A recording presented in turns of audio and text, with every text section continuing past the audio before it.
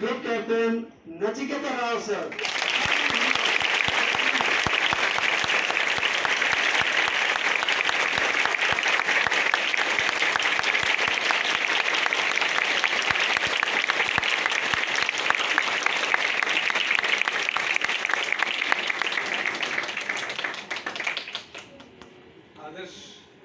आदर्श विद्यालय के प्यारे बच्चों, कैसे हो?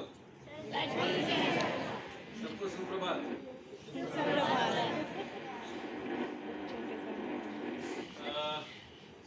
ऐसा करते हैं, मैं थोड़ा सा अपने बारे में और कारगिल के बारे में बताऊंगा, क्योंकि मुझे पता नहीं है आप लोगों को कितना पता है कितना नहीं पता है।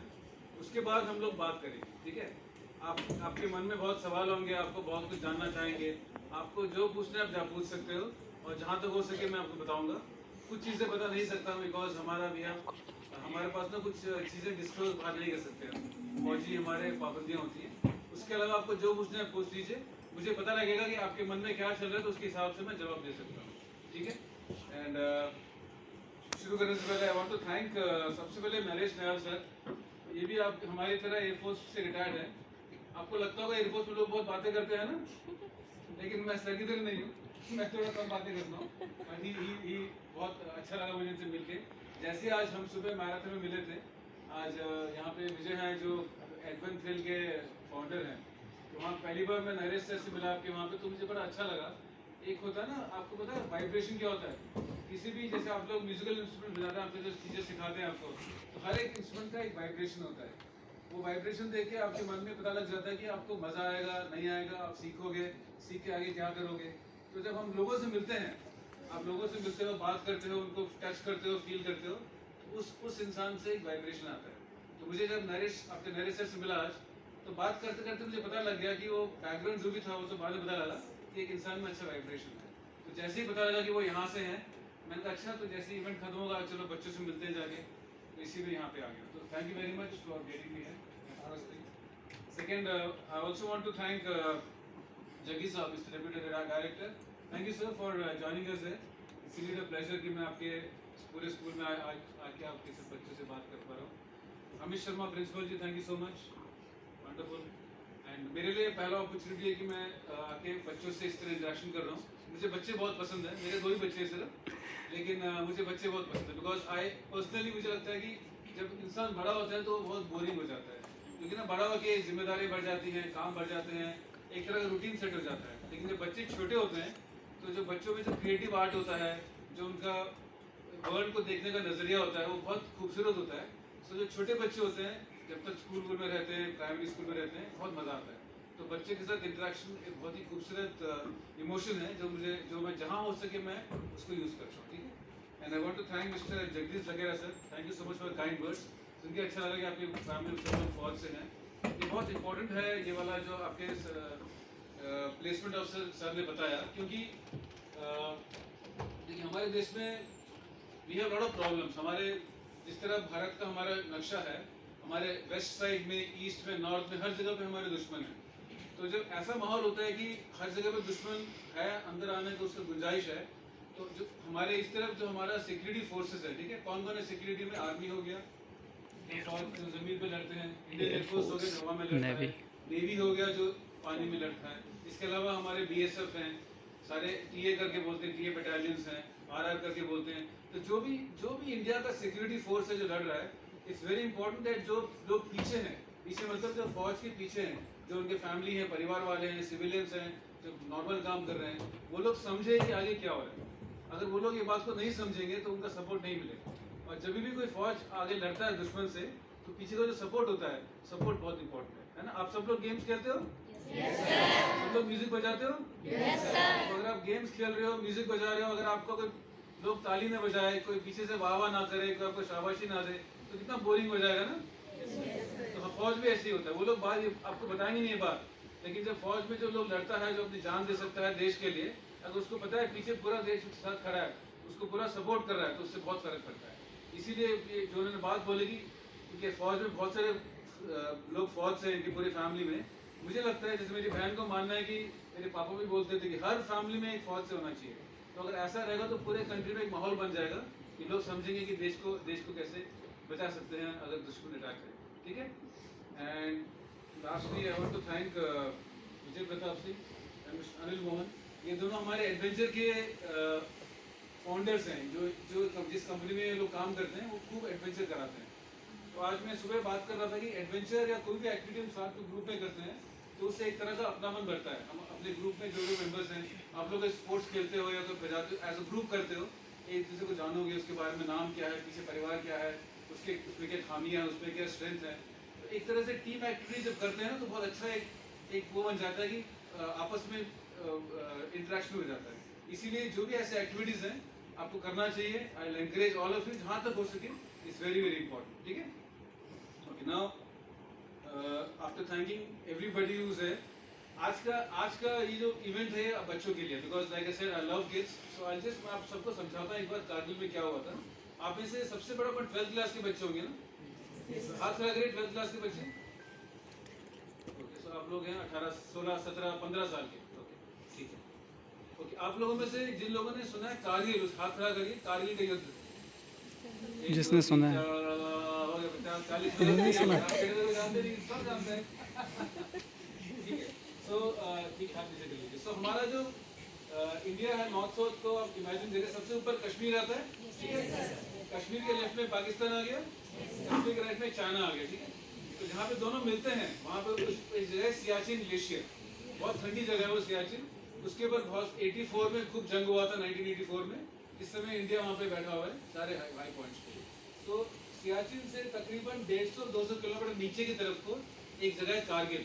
तो अगर आप इमेजिन करिए कश्मीर का नक्शा, उसमें जो हाफवे पॉइंट है, हाफवे के ऊपर मतलब 33% हमारे पास नहीं है, पाकिस्तान के पास है, 60-65% हमारे पास है, और थोड़ा सा पार्ट चाइना के पास है, उसको बोलते हैं अक्साइड क्षेत्र। तो जो बीच में जो पार्ट है वहाँ पे एक जगह है कारगिल, ठीक है। तो 99 में क्या हुआ था, जैसे हमारे आर्मी चीफ होते हैं, army chief, air force chief, naval chief होते हैं, इसी तरह पाकिस्तान में भी चीफ्स हैं। तो वहाँ पे एक चीफ थे, आर्मी चीफ थे, तो उनका नाम था मुशर्रफ। तो उन्होंने एक प्लान बनाया। क्या प्लान बनाया? बहुत सिंपल प्लान था कि जो हमारा श्रीनगर है, जो कश्मीर की कैपिटल है, इस तरफ लद्दाख है जो लेह का कैपिटल है, दोनों को एक रोड ज्वाइन करता है, उसको बोलते हैं हाईवे, NH हाईवे है, वो दोनों को ज्वाइन करता है। तो मुशर्रफ साहब ने क्या प्लान बनाया, सर्दियों में पाकिस्तानी आर्मी और इंडियन आर्मी के लोग पीछे आ जाते हैं, क्योंकि वहाँ सर्दियाँ बहुत मुश्किल है। अभी इस समय क्या तापमान है बाहर? 25-30 डिग्रीज है। आप लोग सर्दी में कितना तापमान देखते हैं? 5 डिग्री, है ना? अब 5 डिग्री से और 30 डिग्री कम कर दें, कितना हो जाएगा? -25। तो इमेजिन करिए वो ऐसा इलाका है जहाँ पे -20 से -35 का रेंज रहता है। तो ऐसे इतने कम टेम्परेचर में इंसानों के लिए रहना बहुत मुश्किल है। तो बहुत सालों से इंडिया और पाकिस्तान वालों ने प्लान बनाया, इतने विंटर्स में बहुत मुश्किल है हमारे लिए। तो जैसे ही दिसंबर आएगा, हमारी फौज, उनकी फौज दोनों पीछे आ जाएगी नीचे वैली में थोड़ा गर्म रहेगा, हम लोग वहाँ रहेंगे, और जब दोबारा समर वापस आ जाएगा, जून जुलाई, हम लोग वापस आ जाएंगे। तो प्लान बहुत सिंपल है, जैसे दिसंबर होगा हमारी फौज नीचे आती है, उनकी फौज वापस आती है, 5-6 महीने नीचे छुट्टी मनाते हैं, छुट्टी मतलब नीचे काम करते हैं, फिर वापस ऊपर चले जाते हैं, ठीक है। तो उनके आर्मी ने क्या प्लान बनाया कि इस बार जब हमारे लोग नीचे आएंगे, उनके लोग नीचे नहीं जाएंगे, क्या करेंगे? आगे आएंगे। तो हमारे जो पोस्ट होते हैं बॉर्डर पे, हमने सारे के सारे पोस्ट खाली किए, उनके लोगों ने अपने पोस्ट पे रहे। जैसे हम लोग नीचे आए, उन्होंने वो हमारे पोस्ट में आ गए, और हमारे पोस्ट में आके हम बोलते हैं बंकर मतलब जहाँ पे दुश्मन या हमारे लोग रहते हैं, एक तरह का एक केव टाइप, गुफा टाइप होता है। तो वो हमारे तरफ को आ गए, उन्होंने बंकर्स बनाए और एकदम सब बैठ गए। उनके पास आर्मी के लोग थे, उनके पास टेररिस्ट थे, सब लोग थे, ठीक है, मुजाहिदीन बोलते हैं। तो जब अप्रैल 2099 में जब अप्रैल में मई में मौसम खुला, तो हमारे लोग क्या करेंगे? ऊपर जाएंगे। ऊपर जाके हमें लग रहा था हम वापस जाएंगे, अपने बंकर में अपना झंडा गाड़ेंगे, अपना सामान निकालेंगे, पर वहाँ तो पहुँच ही नहीं पाए। जैसे ऊपर जाना शुरू किया तो पहाड़ थे, पहाड़ में क्या होता है, जो ऊपर आदमी रहता है उसको हमेशा सब दिखता है ना? जो नीचे होता है उसको दिखता नहीं है, क्योंकि ऊपर तो बादल है, ऊपर तो बर्फ है या पत्थर है। तो जैसे ही हमारे फौज के लोग ऊपर जाना शुरू किए, वहाँ से उनके लोगों ने गोलियां मारी। तो हम बिना देखे, बिना पता है कि वहाँ कितना दुश्मन है, शुरू के दिनों में हमारे बहुत सारे आर्मी के लोग मारे गए। तब जाके पता लगा हमें कि यार ये तो कुछ प्रॉब्लम हो गया है, जहाँ पे हमें होना चाहिए वहाँ पे कोई और है। फिर हम लोगों ने क्या किया, हमने इंटेलिजेंस मतलब क्या होता है? हमारे पास बहुत सारे जहाज हैं, बहुत सारे कैमरे हैं जो सैटेलाइट पे लगे रहते हैं, ऐसे बहुत सारे हमें उसको बोलते हैं सेंसर्स, एक पूरा नेटवर्क है। तो हमारा नेटवर्क यहाँ पे थोड़ा फेल हो गया था, तो फिर हमने सारा नेटवर्क इकट्ठा किया, सारी जानकारी ली, तब पता लगा हमें कि कम से कम 250 किलोमीटर के दायरे में पाकिस्तानी फौजियों ने अपने अड्डे बना लिए और हमें वहाँ से जहाँ पे हमें होना चाहिए था वहाँ पे वो लोग आ गए। समझ गए? फिर हमने प्लान बनाया, क्योंकि बहुत मुश्किल काम है। जो लोग हाइट पे रहता है उसको मारना मुश्किल है, जो नीचे उसको मारना बहुत ईजी होता है, क्योंकि ऊपर से नीचे सब दिखता है। फिर हमने पूरा प्लान बनाया, बहुत बड़े बड़े गन्स होते हैं, आर्टिलरी गन्स होते हैं, हवाई जहाज होते हैं, लड़ाकू जहाज होते हैं, मैं जिसमें था, ट्रांसपोर्ट एयरक्राफ्ट होते हैं जिसमें लोगों को ट्रांसफर करते हैं, हेलीकॉप्टर्स होते हैं, तो सब के सब हमने यूज़ किए, एक प्लान बनाया और हमने वापस अटैक किया। लेकिन वापस अटैक करने में क्या हुआ, हमारे लोग बहुत लोग मारे गए, जैसे आपके सर ने कवर किया, 527 मार्टियर्स हम लोग खोए थे उस वॉर में। मोस्ट ऑफ देम बहुत यंग थे, बहुत एज में बहुत कम थे, लेकिन अब वापस लेना अगर आपको कोई आके ज़मीन ले लेगा तो गुस्सा तो आएगा आपको। प्लस उनका प्लान था कि वो ज़मीन लेके और आगे आके हाईवे कट करके लद्दाख की तरफ बढ़ना, तो उनका बहुत बड़ा प्लान था। तो अगर उनको हम करने देते तो हमारे देश का बहुत बड़ा पार्ट हमारे देश से निकल जाता। उस समय हमारे प्राइम मिनिस्टर थे मिस्टर वाजपेयी, नाम सुना आपने? अटल बिहारी वाजपेयी, सोशल के अच्छे टीचर हैं आपके। तो वो बहुत स्ट्रॉन्ग प्राइम मिनिस्टर थे, वो बहुत ही अच्छे हमारे प्राइम। उन्होंने बोला था कि ठीक है, जो भी पाकिस्तान जब दोस्ती का हाथ बढ़ाया हम दोस्ती करेंगे। उसके जस्ट पहले 6 महीने पहले एक लाहौर में एक दोस्ती का पैक्ट हुआ था, लेकिन दोस्ती खत्म होते होते उन्होंने दुश्मनी कर दिया। तो वाजपेयी साहब ने बोला ठीक है, आपको दोस्ती का हाथ बढ़ाया, आपने उसको ठीक से नहीं लिया, अब हम दिखाएंगे हम कैसे अपना जमीन वापस लेंगे। तो वाजपेयी जी हमारे पीएम थे, उन्होंने हम सारे फोर्सेस को बुलाया, army chief, air force chief, navy chief, एक पूरा प्लान बनाया और बोला बिना बॉर्डर क्रॉस करे आप वापस अटैक करेंगे और हमारा जो भी एरिया गया है वापस ले गया। तो 2 महीने वॉर चला, मई में स्टार्ट हुआ था, मई 99, जून 99, जुलाई 26 आज का दिन, आज के दिन खत्म होते होते 60-65 डेज में जो भी हमारा एरिया खो गया था हमारे सब फोर्सेस ने फाइटिंग करके वापस ले लिया। इसीलिए आज के दिन को क्या बोलते हैं? कारगिल विजय दिवस। कितने साल हो गए 99 से?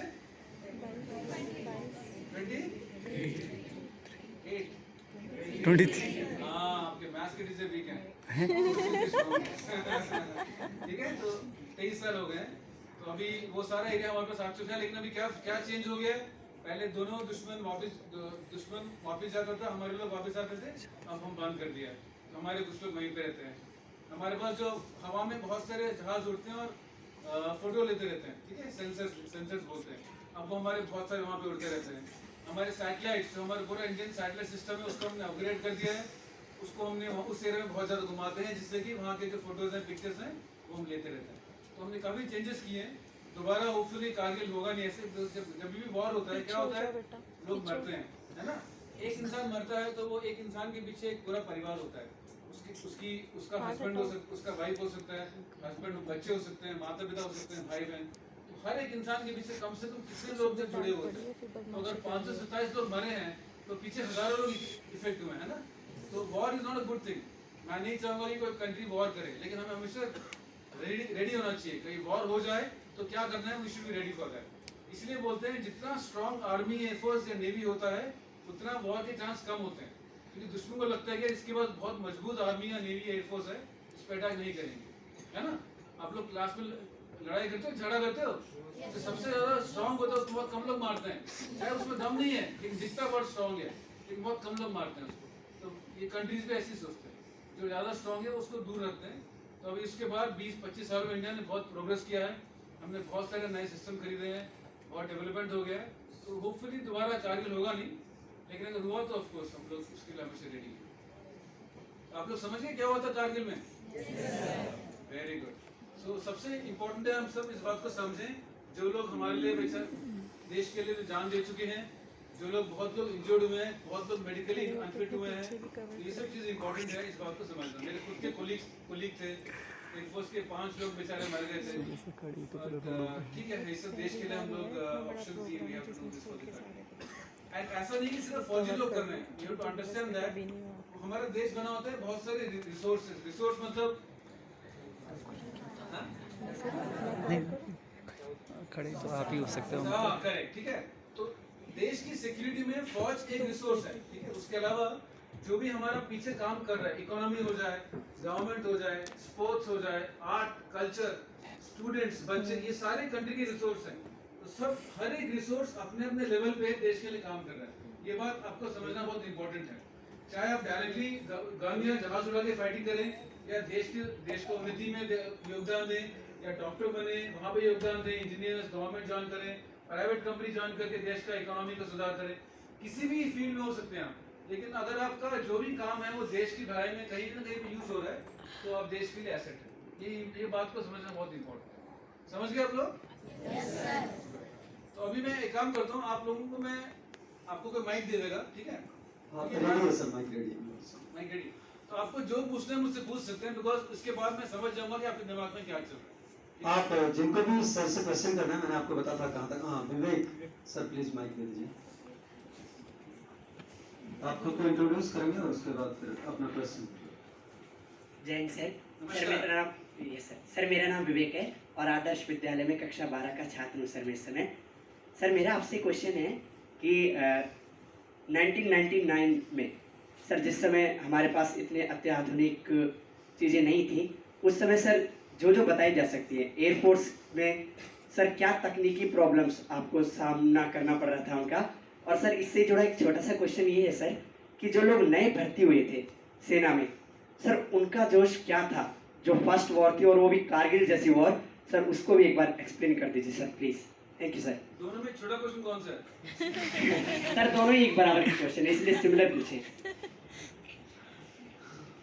थैंक यू विवेक, देखिए ऐसा विवेक, किसी भी फौज में आप जो कह रहे थे तकनीकी लेवल पे प्रॉब्लम्स क्या थे, हमारा फौज जैसे इंडियन एयरफोर्स है ना, 1932 से स्टार्ट हुआ था, ठीक है, अभी 2022 चल रहा है।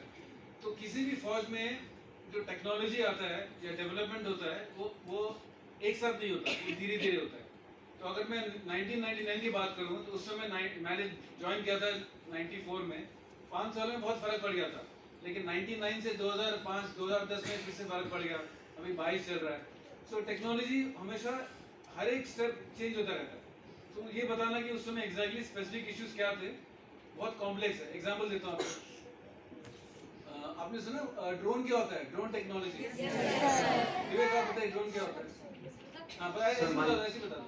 सर ड्रोन ऐसे कैमरास हैं जिनको हम अपनी निगरानी के लिए, यानी क्या गतिविधियां चल रही हैं उनके लिए नियुक्त करते हैं, और उनसे हमें ये पता, इंटेलिजेंस के बारे में ये पता चलता रहता है कि सामने वाले क्या गतिविधियां कर रहे हैं सीमा पर, क्या चेंज कर रहे हैं, क्या निर्माण कर रहे हैं। तालियां विवेक के लिए।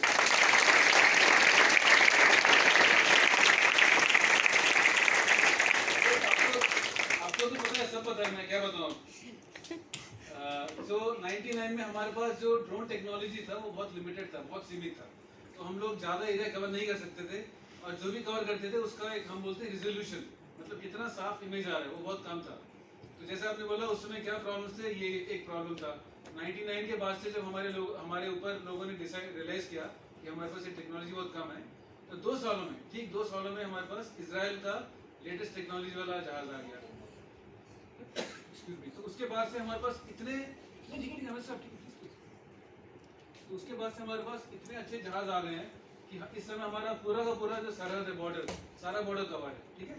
तो इसी तरह से जहाज हो गए हमारे पास। जो जहाज थे उस समय हम बोलते हैं, हमारे टर्म में बोलते हैं प्रिसीशन बॉम्बिंग। मतलब प्रिसीशन मतलब अगर कोई स्पेसिफिक टारगेट छोटा सा, जैसे ये स्कूल है, अब ये स्कूल आपके लिए बहुत बड़ा है, छोटा है? बहुत बड़ा है, लेकिन बड़ा है क्योंकि जहाज जब हवा में उड़ता है किस रफ्तार से, 1000 किलोमीटर पर आवर, 1000 किलोमीटर की रफ्तार से उड़ेगा, तो ये स्कूल बहुत छोटा है, मुझे दिखेगा भी नहीं। तो अगर मेरे पास कोई जहाज में ऐसा सिस्टम है जिससे कि वो स्कूल कहाँ पे एग्जैक्ट दिख जाए, उसके बाद मैं कोई बॉम्ब या रॉकेट छोड़ूं तो यहीं पे गिरेगा। लेकिन अगर टेक्नोलॉजी इतना अच्छा है नहीं मेरे पास, और मैंने तकरीबन वहाँ पे देखा और जहाज को बॉम्ब गिरा दिया, तो वो यहाँ की जगह वो आपके प्रिंसिपल साहब के घर पे गिर जाएगा। समझ गए? तो इसलिए प्रिसीशन बॉम्बिंग बहुत इंपॉर्टेंट है। तो हमारे पास 99 में बहुत वीक था वो। इस समय हमारे पास बहुत अच्छे जहाज हैं, बहुत अच्छे बॉम्ब्स हैं, जो मैं लेजर मतलब लेजर टेक्नोलॉजी होता है कि जहाज में बॉम्ब को रॉकेट को छोड़ दिया और जहाज अपने घर चला गया। वो जो लेजर है वो जहाँ पे टारगेट है वहाँ पे लाइट दिखाता रहेगा, बॉम्ब जगह वहाँ पे गिर जाएगा। ऐसे टेक्नोलॉजीज बहुत इंप्रूव हो चुके हैं इस समय। तो आपने सुना पर बालाकोट स्ट्राइक सुना बच्चों ने? तो अगर हम 99 पहले करते तो बालाकोट नहीं होता शायद, लेकिन अभी हमारे पास टेक्नोलॉजी आ गया है, उसके बाद और भी अच्छी टेक्नोलॉजी आ गया है। अगर अभी पाकिस्तान को स्ट्राइक करे तो हम उसको और भी तगड़ा जवाब दे सकते हैं। तो ये बहुत इंप्रूवमेंट्स हो गए हैं, radar system, anti aircraft system, missile system, aircraft हो गया, ग्राउंड पे आर्टिलरी हो गया, जो हमारे जो इन्फेंट्री के लोग फाइटिंग करते हैं वो गन्स यूज करते हैं, गन्स का भी बहुत अभी एडवांस वर्जन आ गए हैं। ओवरऑल तकनीकी लेवल पे बहुत ज़्यादा इंप्रूवमेंट हो गया। आपका दूसरा सवाल था कि जो लोग ज्वाइन नहीं किए तो वो कैसे, इसी के बारे में पूछ रहे थे ना? सर जो न्यू ज्वाइनिंग थे, यस सर, उनका जो फर्स्ट वॉर कारगिल जैसा हुआ था, उनका जोश लेवल क्या था सर? आप उसको एक्सप्लेन करते हैं। आपने एक तो नाम सुना है विक्रम बत्रा का नाम सुना है? और कौन सा नाम सुना बताइए, और नाम बताइए जो सुना आपने?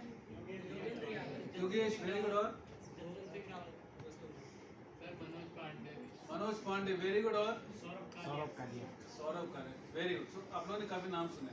तो ये सारे जो लोग थे, कैप्टन, उस समय कैप्टन थे, सेकंड लेफ्टिनेंट, मतलब जो सेकंड थर्ड रैंक होता है आर्मी का, ये सब लोग, इनकी एज की पता कितनी थी? मेरे बराबर। हम सब लोग उस समय 23, मतलब मेरे कुछ 22-23 के थे, 22-23, 24-25, 26 साल। तो तकरीबन 50 to 60% कहूँगा मैं, जो लोग कारगिल के युद्ध लड़े थे वो सब बहुत छोटे थे। मतलब मैक्सिमम 1, 2, 3, 4, 5 साल की सर्विस।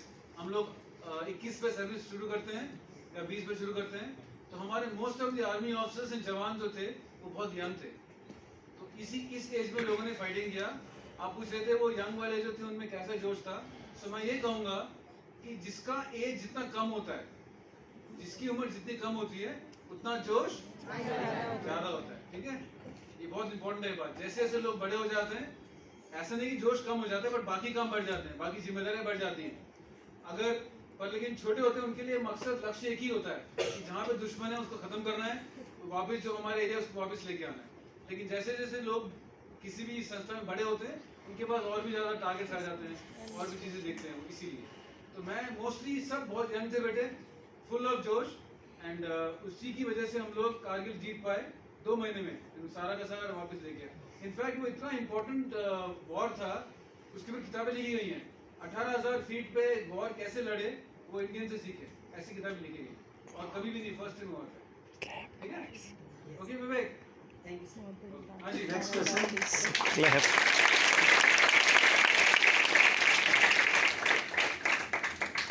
Good morning sir.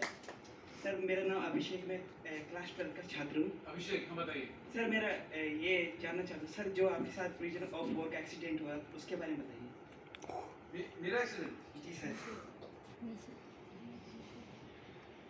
थोड़ा दिन लग जाएगा बेटा, आई जस्ट ब्रीफ में बता दूंगा मैं।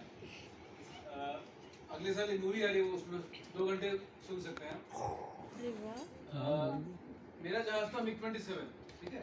तो हमारे पास 2-3 तरह के फाइटर्स हैं, रशियन फाइटर्स हैं, ब्रिटिश फाइटर हैं, अमेरिकन भी आ गए अब तो।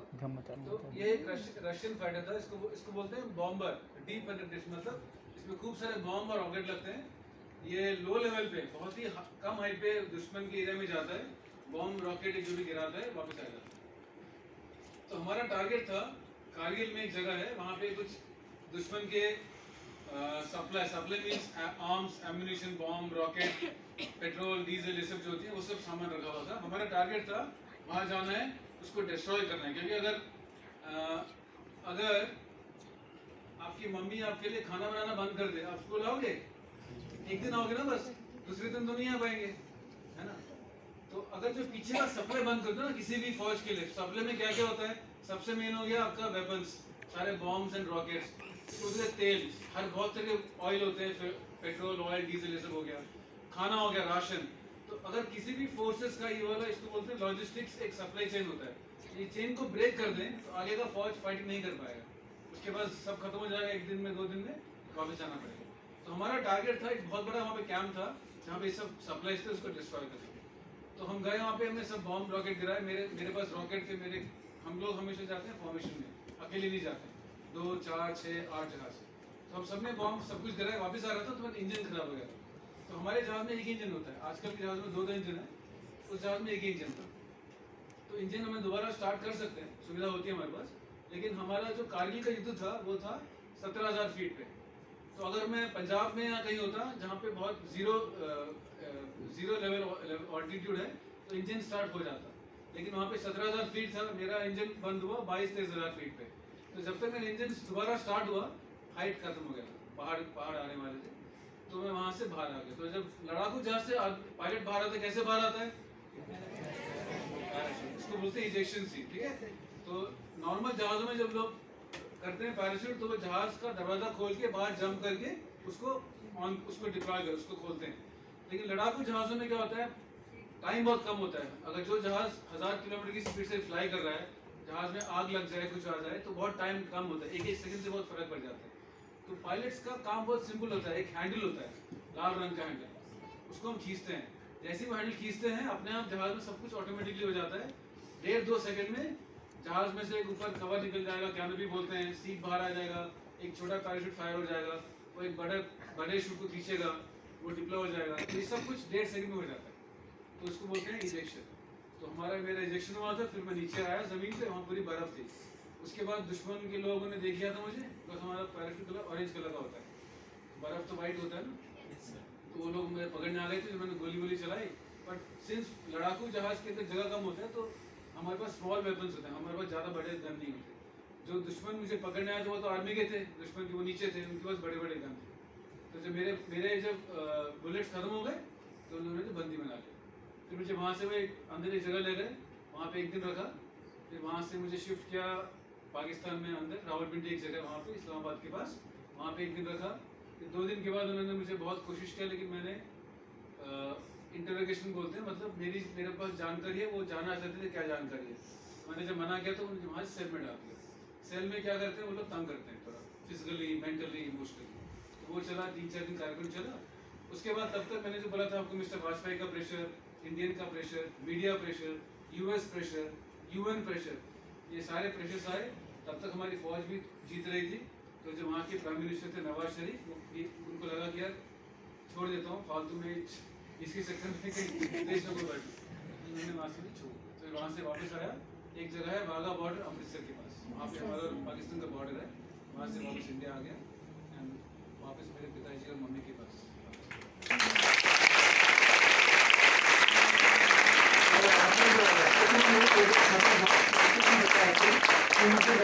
उसके बाद थोड़ा सा तंग किया, वो थोड़ा सा तंग आप कभी मुझसे मिल लेना, मैं बताऊंगा आपको।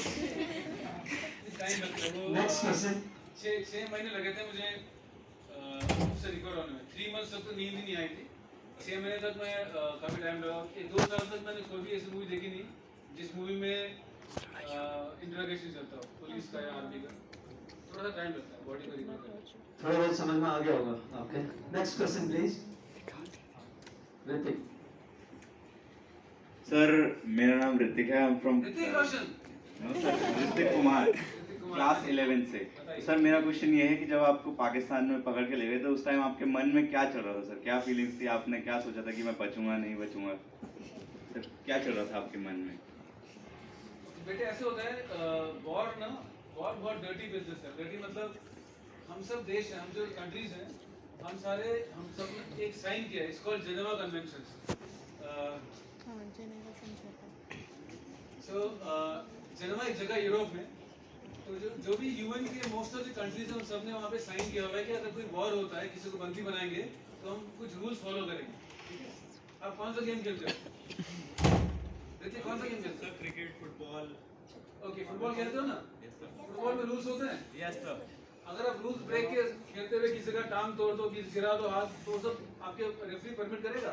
नो सर, ऐसा परमिट नहीं करेगा। हाँ, तो जेनेवा कन्वेंशन में यही था बैटल कि हम सब कंट्रीज ने साइन किया, अगर किसी को बंदी बनाएंगे तो उसके साथ कैसे बिहेव करना है, मतलब क्या सलूक करेंगे। उसका नाम पूछेंगे, उसका रैंक पूछेंगे, उसका नंबर पूछेंगे, उसका रिलीजन और डेट ऑफ बर्थ, बस। इसके अलावा कोई बात नहीं करेंगे। उसको सब वही मिलेगा जो अपने देश में मिलता है, खाना पीना सोना सब कुछ। लेकिन ये सिर्फ पेपर में होता है, एक्चुअली कुछ होता है फॉलो नहीं करते हैं, क्योंकि वॉर बहुत डर्टी बिजनेस होता है। वॉर में क्या होता है, उनके लिए मैं सिर्फ एक बंदी हूँ दुश्मन के देश का, जिसके पास जानकारी है।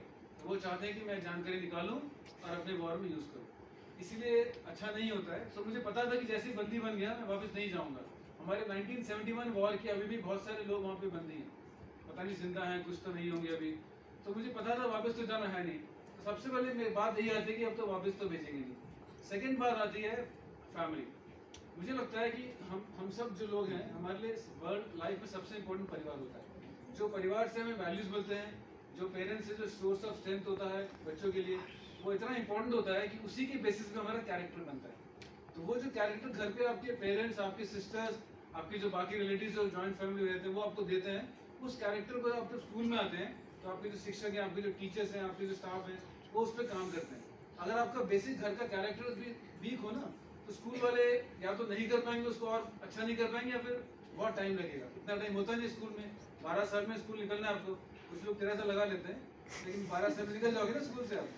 इसलिए सबसे इम्पोर्टेंट इज आपका फैमिली कैरेक्टर बेटे। अगर वहाँ पे कैरेक्टर स्ट्रॉन्ग है तो आगे लाइफ में you will become very good citizen. तो सेकंड थिंग मुझे अकर क्या था कि मैं शायद वापस जाऊँगा नहीं, तो मेरे पेरेंट्स क्या करेंगे, पापा मम्मी, मेरे आई हैव 2 सिस्टर्स, उन पे क्या गुजरेगी। तो मेरे दिमाग में वो चल रहा था कि उन पे क्या गुजरेगी, बिकॉज एक बार उस तरफ जाओ तो नॉर्मली वापस आते नहीं है, है ना। ये this was the main thing. ठीक है, नेक्स्ट क्वेश्चन।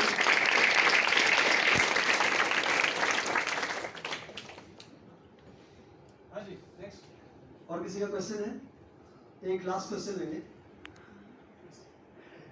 नो, विवेक आप हाथ विवेक की बारी हो चुकी है, इसके बाद पैसे लगेंगे। लास्ट क्वेश्चन है क्योंकि सर को बहुत सारे कमिटमेंट्स हैं अभी। सर सबसे पहले तो जय हिंद। हाँ जी, सर मेरा नाम सुरेंद्र और मैं क्लास 12th में पढ़ता हूँ। हाँ जी बताइए। तो सर मैं ये जानना चाहता हूँ कि जो कारगिल वॉर था, ठीक है सर, तो उस समय अदर कंट्रीज जो थी सर, उनका हमारे प्रति मतलब कैसा व्यवहार था या कैसा रवैया था या कैसी सोच थी, इसके बारे में अगर आप सर प्लीज़ बताएं। Thank you. सोशल टीचर कौन है बताइए। सोशल कौन पढ़ाते हैं? आप पढ़ाते हैं मैडम? राजनीति विज्ञान क्या पढ़ा, क्या इनका अवेयरनेस ले लो बच्चों को। बहुत आजकल। ज़्यादा है सर, बहुत अच्छा है। इतनी खुशी हुई देखिए, मेरा बच्चा 12th में, वो तो ये सोचता भी नहीं है सर। इतना अच्छे देखो 12th का इनका अवेयरनेस। जी सर। आपका नाम है? मंजू। Thank you ma'am. हाँ बेटे, मैंने आपको एक बात बोली थी बीच में, हमारे प्राइम मिनिस्टर ने बोला था कि कोई भी हमारा देश का एसेट बॉर्डर क्रॉस नहीं करेगा, याद है? तो जैसे ही उन्होंने ये बात बोली, उसकी वजह से बहुत सारे कंट्रीज, यूरोप, पूरा यूरोप, यूएस, इस तरफ हमारे जापान, ऑस्ट्रेलिया, सारे के बहुत सारे कंट्रीज का रशिया सपोर्ट हमारे लिए हो गया। वो बहुत इंपॉर्टेंट बात थी कि उनके लोग हमारे यहाँ पे आए थे और हमने ये निश्चय किया कि हम उस तरफ जाएंगे नहीं, बिना जाए अपना देश का जो पार्ट है खोया वापस लेंगे। उसकी वजह से बहुत ज़्यादा सपोर्ट मिला हमें। एंड जब तक इंडिया वॉर जीतता रहा, कोई भी किसी भी देश ने एंटी इंडिया स्टेटमेंट नहीं दिया। यहाँ तक कि चाइना बहुत अच्छा दोस्त था पाकिस्तान का, उन्होंने भी नहीं दिया स्टेटमेंट, ठीक है, एंटी इंडिया स्टेटमेंट। तो बहुत अच्छी चीज़ थी हमारे लिए कि हमने लिया डिसीजन, ठीक है। बेटा आप कुछ विवेक के बगल में जो बैठा आप एक बार, हाँ आप भी कुछ पूछना। क्या नाम बेटे आपका? अंकित, बताइए। ऐसे पूछ लो। हाँ ऐसे आपकी आवाज़ में अमिताभ बच्चन है, पूछ लो। मेरा नाम अंकित है, हाँ। कक्षा 12वीं में पढ़ता हूँ। मेरा सवाल आपसे ये है कि जी। जब 2 महीने आपने लड़ाई लड़ी तो रात को वो लोग हम पे हमला करते थे या हम भी उन पर करते थे या नहीं? और दूसरी बात ये है कि पूरी रात आपकी स्ट्रेटजी बनाने में ही बीतती थी कि या सोते भी थे, क्योंकि 2 महीने तक ऐसे जगे रहना, और खाना पीना कैसा मिलता था आपको लड़के? उसके बाद से ध्यान रखना कि खाना पीना कैसा है।